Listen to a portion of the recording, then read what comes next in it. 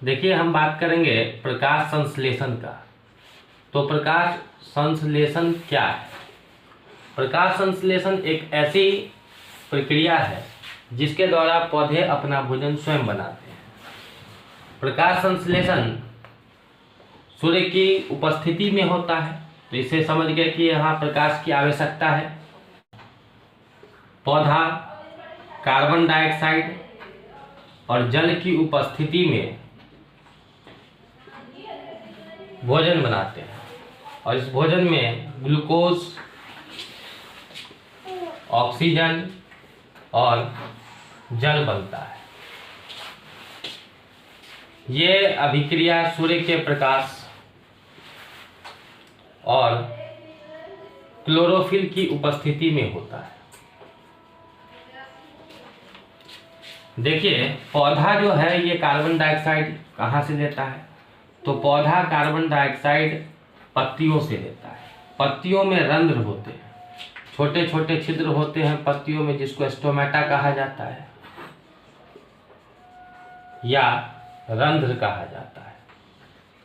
इस रंध्र के द्वारा पौधे कार्बन डाइऑक्साइड लेते हैं और ऑक्सीजन छोड़ते हैं। ये अभिक्रिया दिन में होता है। पौधे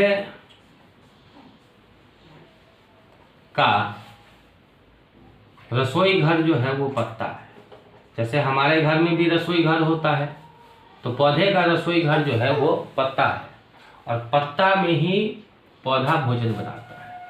अब बात आती है कि कार्बन डाइऑक्साइड तो हम समझ गए कि पत्ते कार्बन डाइऑक्साइड रंध्र के द्वारा लेता है, वो भी वातावरण से, और यहाँ से ही ऑक्सीजन निष्कासित करता है। जल कहाँ से लेता है?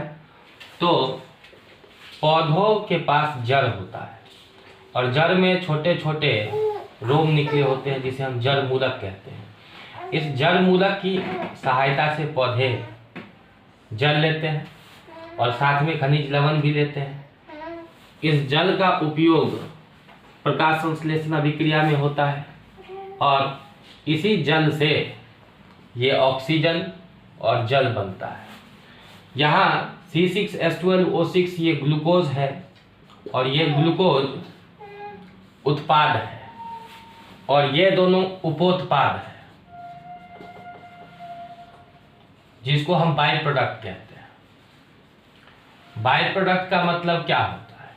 वैसे उत्पाद जो कि पौधे के लिए जरूरी नहीं है, फिर भी पौधा बना लेता है। तो ये ऑक्सीजन और जल जो है ये उपोत्पाद है और उत्पाद जो है वो है ग्लूकोज। तो हम समझ गए प्रकाश संश्लेषण एक ऐसी अभिक्रिया है जिसके द्वारा पौधा अपना भोजन बनाता है, वो भी कार्बन डाइऑक्साइड और जल की उपस्थिति में, सूर्य के प्रकाश का उपयोग करके और क्लोरोफिल की उपस्थिति में। तो देखिए, सूर्य के प्रकाश को अवशोषित कौन करता है?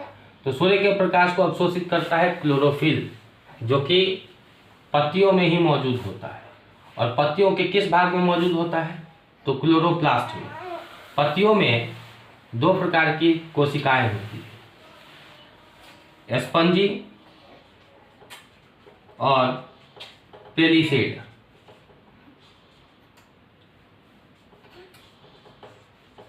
और ये दोनों किसके अंतर्गत आते हैं? तो मेसोफिल कोशिका के अंतर्गत। अर्थात मेसोफिल दो प्रकार के होते हैं, पेलिसेड और स्पंजी। स्पंजी देखिए गोल होता है और पेलिसेड जो है वो पिलर के आकार का होता है। इसमें रिक्त स्थान मौजूद है, जबकि इसमें कोई रिक्त स्थान नहीं होता है।